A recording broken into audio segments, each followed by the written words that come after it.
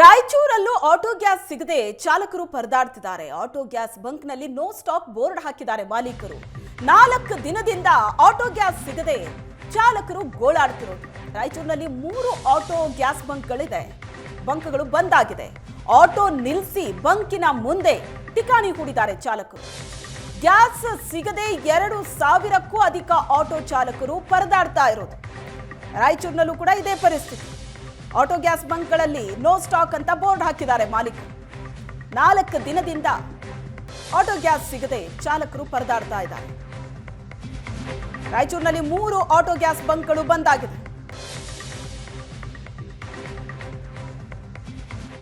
ರಾಯಚೂರಲ್ಲಿ ಕಳೆದ 2-3 ದಿನಗಳಿಂದ LPG auto gas ಸಿಗದೆ ಆಟೋ ಚಾಲಕರು ಪರದಾಟವನ್ನು ನಡೆಸ್ತಾ ಇದ್ದಾರೆ. ನಾವಿವತ್ತು ರಾಯಚೂರು ನಗರದ ಒಂದು ಗ್ಯಾಸ್ ಬಂಕ್ನಲ್ಲಿದ್ದೇವೆ. ಈ ಒಂದು ಗ್ಯಾಸ್ ಬಂಕು ಕೂಡ ಕಳೆದ 2 ದಿನಗಳಿಂದ ಬಂದ್ ಆಗಿದೆ.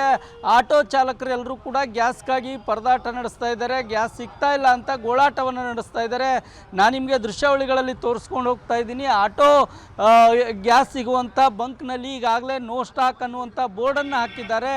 ಆಟೋ ಚಾಲಕರು ಎಲ್ಲರೂ ಕೂಡ ತಮ್ಮ ಆಟೋಗಳನ್ನು ರಸ್ತೆ ಬದಿಯಲ್ಲಿ ನಿಲ್ಲಿಸಿಕೊಂಡು ಈಗ ಗ್ಯಾಸಿಗಾಗಿ ಕಾಯುವಂಥ ಸ್ಥಿತಿ ನಿರ್ಮಾಣವಾಗಿದೆ. ಇನ್ನೊಂದು ಕಡೆ ಈ ಒಂದು ಆಟೋ ಗ್ಯಾಸ್ ಬಂಕ್ ಮಾಲೀಕರು ಹೇಳೋ ಪ್ರಕಾರ ಸಾಲು ರಜೆ ಹಿನ್ನೆಲೆಯಲ್ಲಿ ನಾವು ಹಣವನ್ನು ಕಟ್ಟಲಿಕ್ಕಾಗಿಲ್ಲ, ಹಾಗಾಗಿ ಗ್ಯಾಸ್ ಬಂದಿಲ್ಲ ಅಂತ ಹೇಳ್ತಾ ಇದ್ದಾರೆ. ಹೀಗಾಗಿ ರಾಯಚೂರು ನಗರದಲ್ಲಿ ಒಟ್ಟು 3 ಆಟೋ ಗ್ಯಾಸ್ LPG ಸಿಗುವಂಥ ಗ್ಯಾಸ್ ಬಂಕ್ಗಳಿದ್ದಾವೆ. ಆ 3 ಬಂಕ್ಗಳು ಕೂಡ ಬಂದಾಗಿದ್ದರಿಂದ ರಾಯಚೂರು ನಗರದಲ್ಲಿ 2,000ಕ್ಕೂ ಅಧಿಕ ಆಟೋಗಳು ಓಡಾಟ ಮಾಡ್ತವೆ. ಆ ಎಲ್ಲ ಆಟೋಗಳು ಕೂಡ ಈಗ ನಿಲ್ಲುವಂಥ ಸ್ಥಿತಿಗೆ ಬಂದು ನಿಂತಿದ್ದಾವೆ. ಹಾಗಾಗಿ ಆಟೋ ಚಾಲಕರು ಯಾವಾಗ ಗ್ಯಾಸ್ ಬರುತ್ತೆ ಆವಾಗ ನಾವು ಆಟೋವನ್ನು ಓಡಿಸೋಣ ಅಂಥೇಳಿ ಎಲ್ಲ ಆಟೋ ಚಾಲಕರು ಬಹುತೇಕವಾಗಿ ಬಂಕ್ಗಳಲ್ಲಿ ಕುಳಿತುಕೊಂಡಿರುವಂಥ ದೃಶ್ಯವನ್ನು ನೋಡಿದರೆ ನಿಮಗೆ ಅರ್ಥ ಆಗುತ್ತೆ.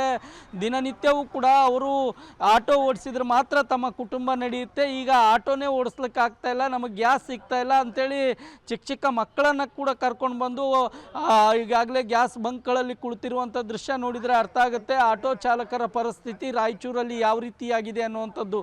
ಇನ್ನೊಂದು ಕಡೆ ಹೇಳ್ತಾ ಇದ್ದಾರೆ ಆಟೋ ಚಾಲಕರು, ನಮಗೆ ಗ್ಯಾಸ್ ಸಿಗಲಿಲ್ಲ ಅಂತಂದರೆ ನಮ್ಮ ಮನೆಯಲ್ಲಿ ಯಾರೂ ಕೂಡ ಊಟ ಮಾಡಲಾರ್ದಂಥ ಸ್ಥಿತಿ ಕೂಡ ನಮ್ಮಲ್ಲಿದೆ. ಯಾಕೆಂದರೆ ಒಂದು ಕಡೆ ಬಾಡಿಗೆ ಆಟೋವನ್ನು ಓಡಿಸ್ತಾ ಇರ್ತೇವೆ, ಇನ್ನೊಂದು ಕಡೆ ಲೋನ್ ಮಾಡಿ ನಾವು ಗ್ಯಾಸ್ ಆಟೋವನ್ನು ತೊಗೊಂಡಿರ್ತೇವೆ. ಆದರೆ ಈಗ 2-3 ದಿನಗಳಿಂದ ಗ್ಯಾಸ್ ಸಿಗ್ತಾ ಇಲ್ಲ. ಹಾಗಾಗಿ ನಾವು ಯಾರೂ ಕೂಡ ಆಟೋವನ್ನು ಓಡಿಸ್ಲಿಕ್ಕೆ ಆಗ್ತಿಲ್ಲ. ಹಾಗಾಗಿ ನಾವು ಇಲ್ಲಿ ಬಂಕ್ಗಳಲ್ಲಿ ಕುಳಿತುಕೊಂಡಿದ್ದೇವೆ ಅನ್ನುವಂಥ ಮಾತುಗಳನ್ನು ಕೂಡ ಆಟೋ ಚಾಲಕರಿಂದ ಕೇಳಿ ಬರ್ತಾ ಇದೆ. ಆಟೋ ಚಾಲಕರು ಎಲ್ಲರೂ ಕೂಡ ಒಂದು ರೀತಿ ಆತಂಕಕ್ಕೊಳಗಾಗಿದ್ದಾರೆ. ನಮಗೆ ಯಾವಾಗ ಆಟೋಕ್ಕೆ ಗ್ಯಾಸ್ ಸಿಗುತ್ತೋ ಅಲ್ಲಿವರೆಗೂ ನಾವು ಈ ಗ್ಯಾಸ್ ಬಂಕಲ್ಲೇ ಕುಳಿತುಕೊಳ್ತೇವೆ ಅನ್ನುವಂಥ ಮಾತುಗಳನ್ನು ಕೂಡ ಹೇಳ್ತಾ ಇದ್ದಾರೆ. ಈಗಾಗಲೇ ಬಂಕ್ ಮಾಲೀಕರು ಹೇಳ್ತಾ ಇದ್ದಾರೆ ಬರುತ್ತೆ ಅಂತ ಹೇಳ್ತಾ ಇದ್ದಾರೆ. 2-3 ದಿನ ಆಯಿತು. ಹಾಗಾಗಿ ಕೊನೆಗೆ ಬೇಸತ್ತು ಆಟೋ ಗ್ಯಾಸ್ ಏನು ತುಂಬುವಂಥ ಬಂಕ್ಗಳಿದ್ದಾವೋ ಅವು ಬಂಕ್ಗಳಲ್ಲಿ ನೋ ಸ್ಟಾಕ್ ಅನ್ನುವಂಥ ಬೋರ್ಡನ್ನು ಹಾಕಿರುವಂಥದ್ದು ಇಲ್ಲಿ ಕಂಡು ಬರ್ತಾ ಇದೆ. ರಾಯಚೂರಿಂದ ಕ್ಯಾಮ್ರಾಮನ್ ಶ್ರೀನಿವಾಸ್ ಜೊತೆಗೆ ಜಗನ್ನಾಥ್ ಪೂಜಾರ್, ಏಷ್ಯಾನೆಟ್ ಸುವರ್ಣ ನ್ಯೂಸ್. ಇದು ರಾಯಚೂರಿನ ಪರಿಸ್ಥಿತಿ. ಆದ್ರೆ ಇನ್ನು ಬಳ್ಳಾರಿಯಲ್ಲಿ 6 ಆಟೋ ಗ್ಯಾಸ್ ಬಂಕ್ಗಳಿದೆ. ಈ 6 ಆಟೋ ಗ್ಯಾಸ್ ಬಂಕ್ಗಳ ಪೈಕಿ 4 ಬಂಕ್ ಬಂದಾಗಿದೆ.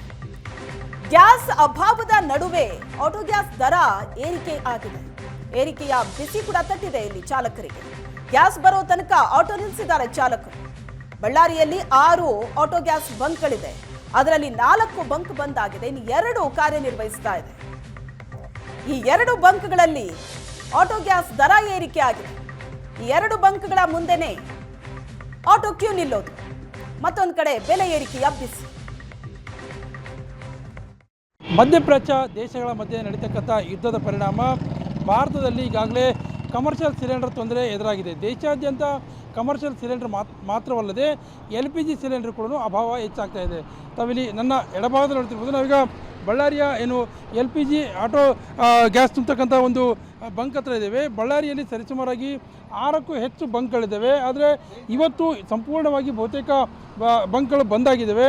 ಅದರಲ್ಲೂ ಕೂಡ ಪ್ರಮುಖವಾಗಿರ್ತಕ್ಕಂಥ 4 ಬಂಕ್ಗಳು ಬಂದಾಗಿರ್ತಕ್ಕಂಥ ಹಿನ್ನೆಲೆಯಲ್ಲಿ ಆಟೋದವರು ಕೂಡ ಸಾಕಷ್ಟು ಸಮಸ್ಯೆಯನ್ನು ಎದುರಿಸ್ತಾ ಇದ್ದಾರೆ. ಸರ್, ಯಾವಾಗ ಬಂದಾಯಿತು, ಏನು ಹೇಳ್ತಾ ಇದ್ದಾರೆ ಸರ್?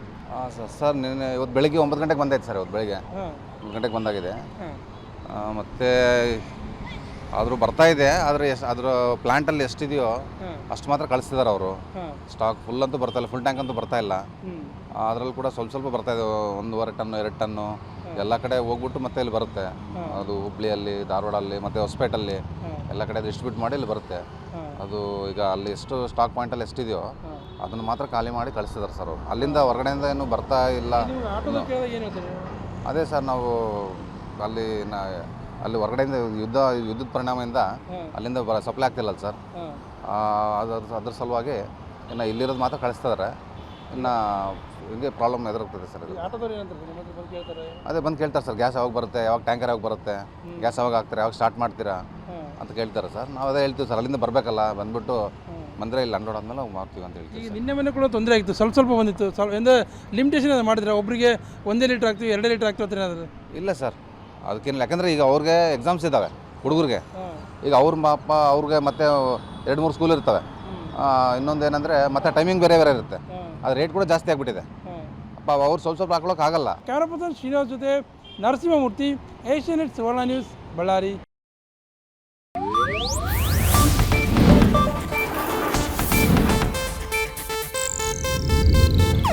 ಇದು ಏಷ್ಯಾನೆಟ್ ನ್ಯೂಸ್ ನೆಟ್ವರ್ಕ್ ಪ್ರಸ್ತುತಿ.